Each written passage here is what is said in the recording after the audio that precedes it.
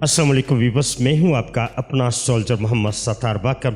बुर्ज सौर टॉरस 12 मई से 18 मई का आपका ये हफ्ते का आगाज आपके लिए कुछ मसरूफ मगर फ़ायदेमंद रहेगा।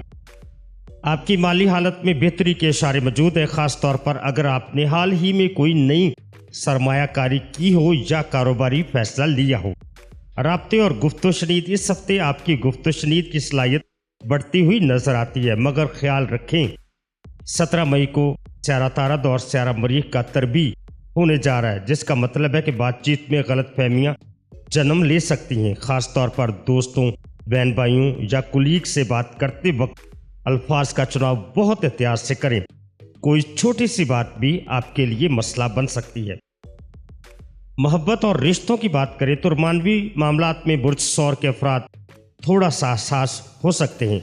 पार्टनर से पुरानी बातों पर भी बहस हो सकती है। अगर दिल की बात नरमी से की जाए तो तल्लक और भी मजबूत हो सकता है।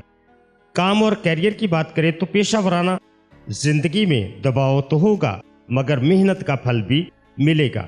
बस 17 और 18 मई को जज्बात में आकर कोई बड़ा फैसला न करें।